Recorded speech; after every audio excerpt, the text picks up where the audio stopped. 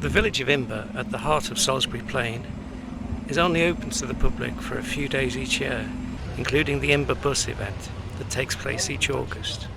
This has been held every year since 2009, when a group of bus industry professionals achieved a long-held ambition of running a bus service between Warminster and the abandoned village.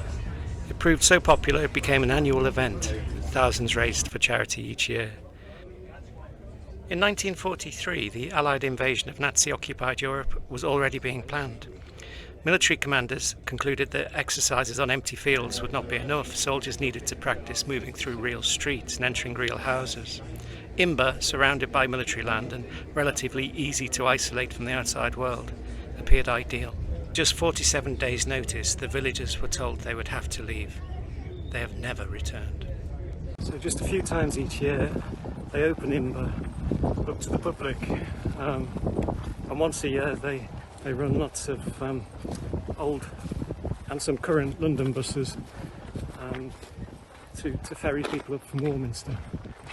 So today we're taking a walk around Imber, which has been closed to the public for more than a generation.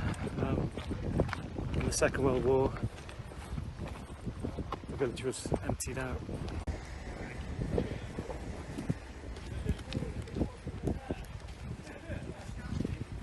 Long after the village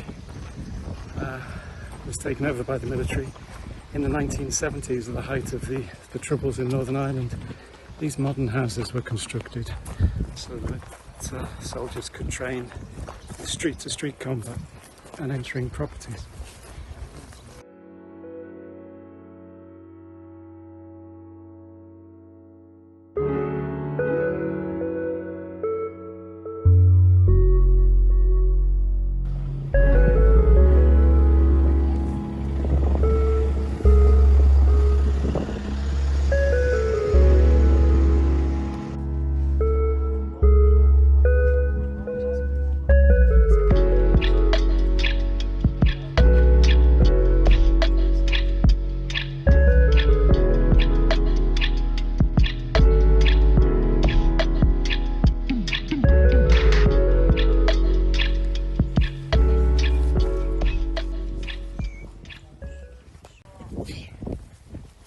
Roughly 150 residents from around 40 families had to abandon their homes, their farms, their businesses and their livelihoods. They even had to leave behind their dead in the graveyard at St Giles' Church and at the nearby Baptist burial ground.